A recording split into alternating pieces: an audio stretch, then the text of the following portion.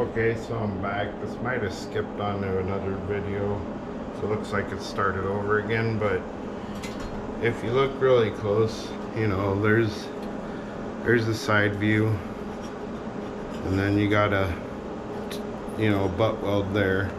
You got another butt weld there, and then here's our practice weld. Pretty hot.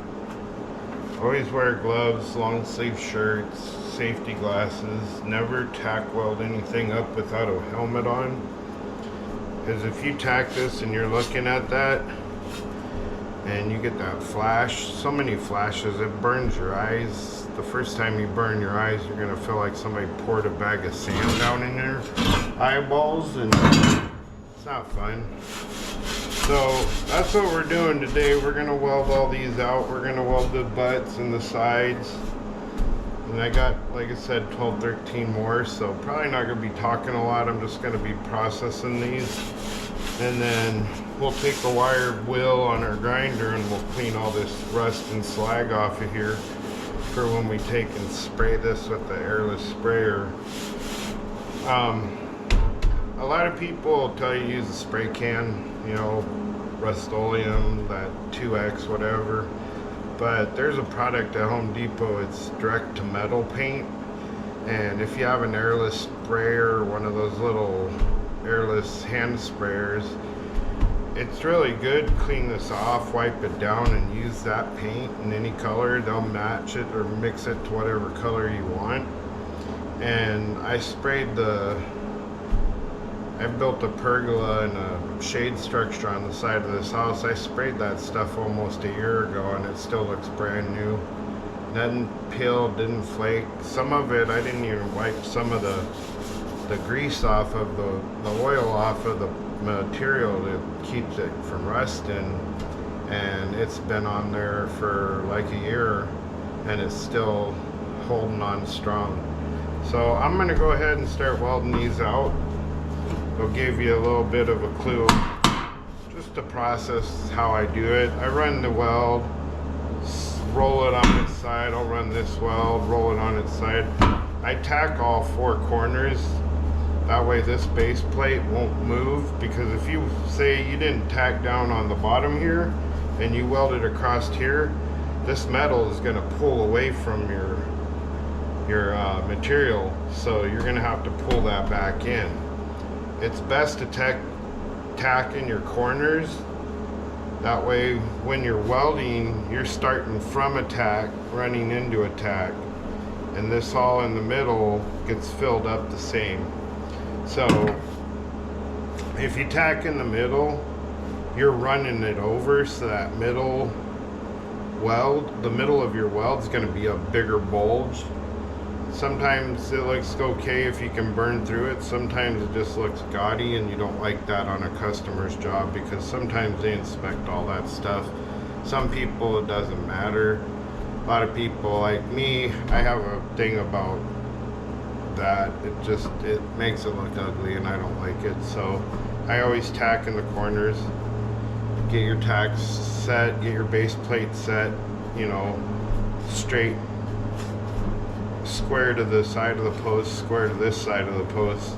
That way when you take and set your post down on your base, like on your patio or your deck, you know, if your deck's not square and flat, you're always going to have to, like, you know, shim these. You could always go and, you know, mount your base plates to wherever you're putting this. Say you're putting it on this patio deck above me, and you can mount your base plates and then go up there and set your posts, put your levels on. I have two levels. I put one here and one here. That way I get this level and this level.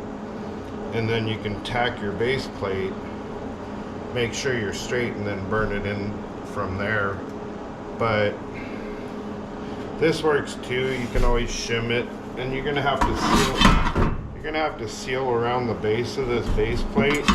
So whatever material you use to seal this off, because you don't want any water getting underneath this to rust this out or rot out whatever deck or whatever you're putting it on. If you're putting it on concrete, it's not so big of a deal. It just leaves a rust spot, so you really want to protect everything. So I paint the bottoms, I paint the holes, I paint the tops, the posts out and the sides, so that way I know this is all painted, and when I put it on the deck or the stairwell or concrete, that in a couple of a year or whatever, when the rain hits it, it's not leaving big old rust stains and marks. And then I silicone all the way across the bottom of these, because when you set this down, it acts as a barrier between your steel and your deck roof or whatever you're putting it on, and it makes it a lot easier. That you're not going to have any rot or damage down the road. So let's get started and burn these in. And you can watch as I run these beads. I'll run one this in one direction, and then I'll run one in the other direction, just so you can see what I'm doing.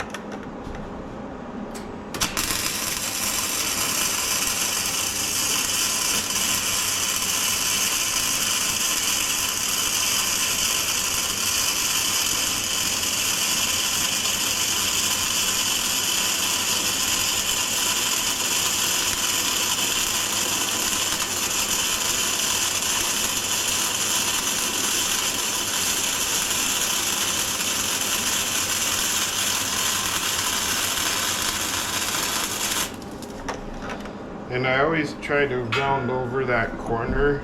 That way when you start your next weld, you just back into this corner where that weld is, and then you pull your weld from there. But I can go from this side too and do a drag. Sometimes I don't like dragging because you can't really see where your metals are. I'm old and my eyes are shot. I wear glasses, but when I'm welding I can't really wear those because it like blows up the weld too much and it bothers my eyes.